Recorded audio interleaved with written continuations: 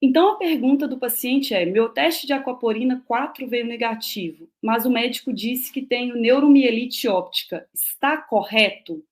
Essa é uma dúvida comuníssima. Muitas vezes os pacientes falam: o meu aquaporina 4 veio negativo. Será que eu não tenho a esclerose múltipla? Será que o meu diagnóstico não está errado? E eu vou tentar explicar para vocês como é feito essa definição diagnóstica em neuromielite óptica. Eu não tenho conflitos de interesses em relação a essa aula. E a neuromielite óptica, como vocês viram, né, nas aulas de ontem, é uma doença autoimune e inflamatória do sistema nervoso central. Em mais de 90% dos pacientes, ela acontece em recorrências. Então, ela é marcada por ataques agudos de déficits neurológicos. Então, o paciente está bem e agudamente ele apresenta um sintoma neurológico. Quais são os sintomas mais comuns?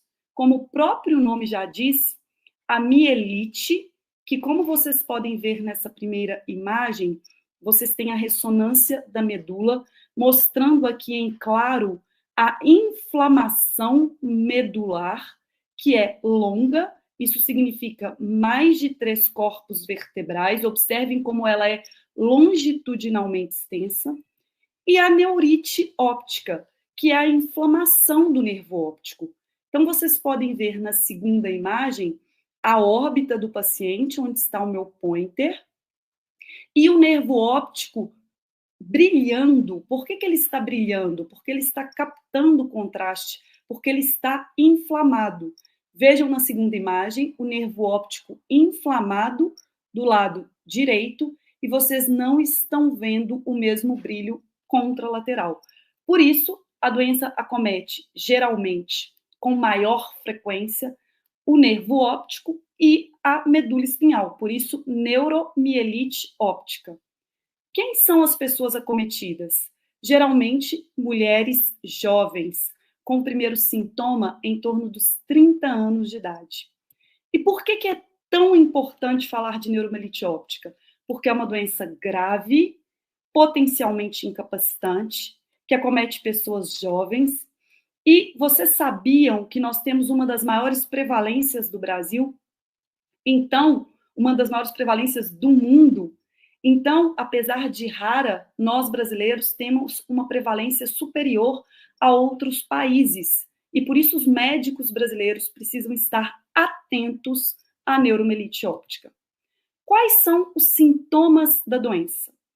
A gente divide em 6 síndromes clínicas, sendo que 3 delas são as mais típicas, que muitas vezes vocês vão ver os médicos classificando como as síndromes maiores, mais características da doença, que são a neurite óptica, que é proveniente da inflamação do nervo óptico, que causa baixa visual nos pacientes, a medula espinhal, a mielite, que é a inflamação da medula espinhal, que pode causar tetraparesia, que é perder a força dos 4 membros, paraparesia, que é perder a força dos membros inferiores, alterações sensitivas, como anestesia, alterações esfincterianas, como incontinência ou retenção urinária ou fecal. E a síndrome de área postrema. Eu já tive a oportunidade de dar uma aula aqui na Esclerose Múltipla Brasil sobre a síndrome de área postrema, que é caracterizada por náuseas e vômitos incoercíveis. O que isso significa? O paciente vomita, soluça, sem parar. Você prescreve medicações como ondansetrona, que é usado para quimioterapia, por exemplo, e o paciente continua a vomitar. Coincidentemente, hoje eu falei sobre síndrome de área postrema para os meus alunos da faculdade, explicando o quarto ventrículo. Eu sempre aproveito os ganchos para ensiná-los sobre essas doenças raras, para que eles possam identificá-las. Mas tem outros locais que podem ser acometidos, como o tronco encefálico e o cerebelo, dando, por exemplo, visão dupla, paralisia facial, entre outros sintomas. O diencéfalo, que é uma região específica do cérebro, que pode dar narcolepsia, que é uma sonolência excessiva, alteração da temperatura do corpo, e cérebro. Então, vejam quantos locais podem ser inflamados pela neuromielite óptica. Mas o que eu quero que vocês prestem atenção nesse slide que será útil para vocês? São seis síndromes clínicas descritas, associadas à doença.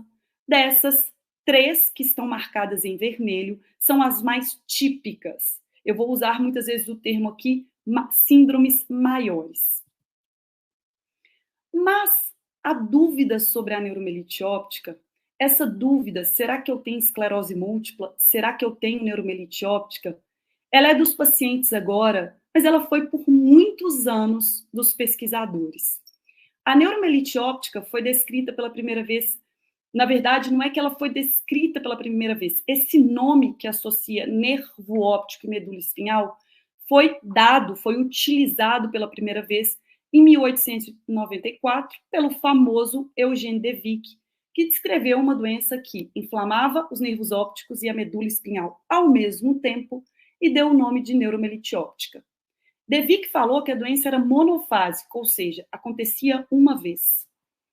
Mais de 100 anos depois, o Wingerchuk reviu os casos, mais de 100 casos na clínica Mayo, e falou, olha, tem alguma coisa estranha. Essa doença não parece ser mais monofásica, ela parece ser recorrente. E em 2004, eu, como mulher, essa é a parte que eu mais gosto da história, a Wanda Lennon descreveu o anticorpo anti-NMO e depois ela descobre o antígeno que é o aquaporina 4 e descreve o anticorpo anti-aquaporina 4. E aí, essa mulher faz uma revolução na história da doença, mostrando que aquela doença que às vezes era considerada uma forma agressiva de esclerose múltipla, uma forma óptico-espinhal de esclerose múltipla, era outra doença, com uma outra fisiopatologia, e que o tratamento da AM, em alguns casos, poderiam, inclusive, piorar a neuromielite óptica. Então, olha o que ela descreveu. Primeiro, vocês vão entender onde o aquaporina 4 se situa. Aqui nós estamos dentro do sistema nervoso central.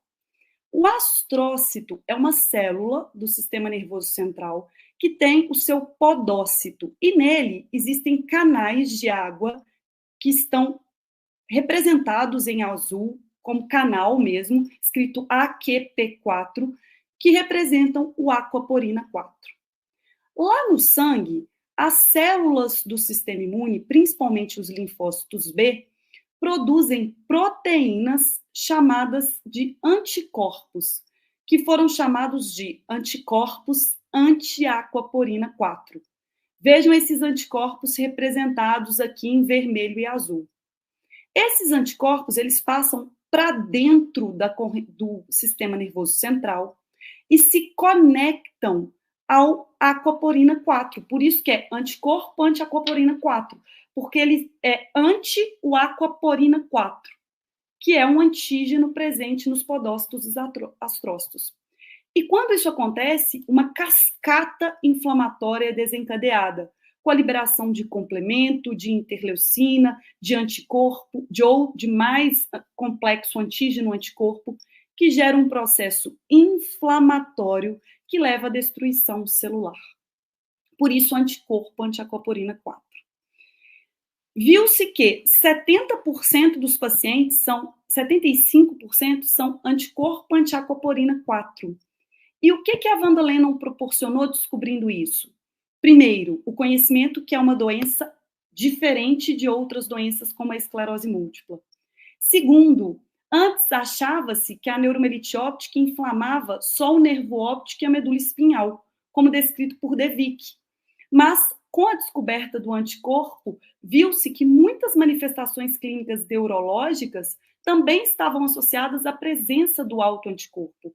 Por isso, o termo espectro da neuromielite óptica, e os últimos critérios diagnósticos são os de 2015.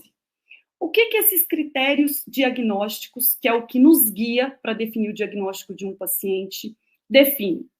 Vejam bem, Primeiro, vocês vão ver aqui, ó, anti-AQP4 positivo. Se o paciente tem um anticorpo positivo, basta ele ter uma das 6 síndromes clínicas características da doença, que eu já expliquei para vocês nos primeiros slides, como neurite óptica, mielite, síndrome de área postrema. Então, exemplo, uma paciente de 30 anos apresentou agudamente baixa visual no olho direito associada à movimentação ocular. Foi ao hospital, tinha uma baixa visual grave. Fez uma ressonância que viu uma inflamação do nervo óptico. O médico que a atendeu, né, esperamos, né, isso é por isso que a gente luta, pensou, isso pode ser neuromielite óptica e pediu o anticorpo anti-aquaporina 4. Ele veio positivo, definiu o diagnóstico. Essa paciente já está autorizada a ser tratada. Por isso que pedir o anticorpo anti-aquaporina 4, desconfiar da doença no momento correto, muda a perspectiva futura dos pacientes. Mas e se o paciente for anti-aquaporina 4 negativo? Vejam na segunda opção. Nesse caso, os critérios para definir a doença são mais exigentes.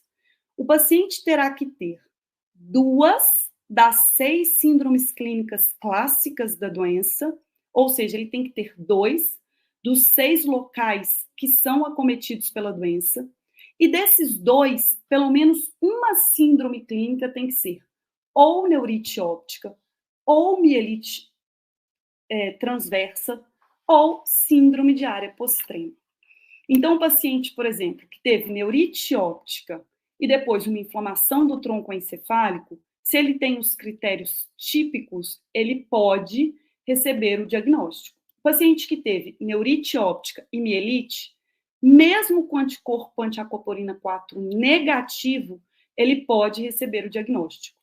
Desde que ele tenha achados de ressonância típicos dos descritos para neuromielite óptica e que o médico tenha excluído outras causas mais comuns, como eu vou mostrar para vocês mais à frente. Então, quais são os achados típicos de neuromielite óptica? Para o nervo óptico, o paciente tem que apresentar na ressonância de encéfalo uma ressonância de encéfalo normal, sem alterações sugestivas de esclerose múltipla, e ou uma lesão longa do nervo óptico. Vejam a imagem, vocês estão vendo a órbita aqui em preto, e vocês estão vendo o nervo óptico emergindo da órbita. Olha como que ele brilha em toda a sua extensão. Isso é uma neurite óptica longa, isso é sugestivo de neuromielite óptica. Eu preciso checar se tem essa imagem típica nos pacientes que são aquaporina negativo. Mielite. Na mielite, o paciente tem que ter uma lesão longa. Então, vejam essa imagem. Toda essa área branca no interior da medula é um processo inflamatório. Se vocês medirem, vocês vão ver que ocupa mais de 3 corpos vertebrais.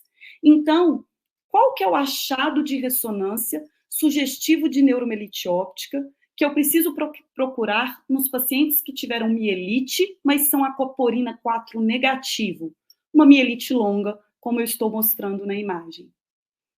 Já na síndrome de área postrema, eu preciso ver o processo inflamatório na área postrema. Onde que se situa a área postrema? Vejam essa imagem. Aqui nós temos o bulbo, aqui nós temos a ponte, aqui o mesencéfalo. Aqui a anterior do paciente, o rosto do paciente está aqui. E aqui cerebelo.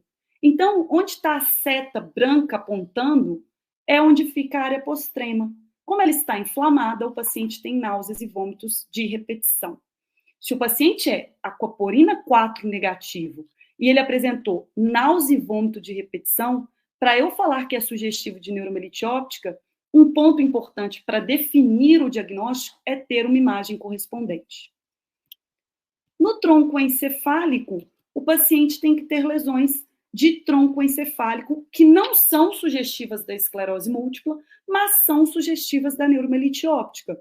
Então, vejam essa primeira imagem, é um corte transversal do encéfalo. Vocês estão vendo aqui anteriormente as órbitas, os olhos dos pacientes, E aqui vocês estão vendo a ponte e, posteriormente, o cerebelo. Então, observem toda essa área branca. Isso é um processo inflamatório. Na segunda imagem, também é um processo inflamatório. E olha que interessante, esse processo inflamatório, olha como ele circunda essa área que é preta. Essa área preta é o quarto ventrículo.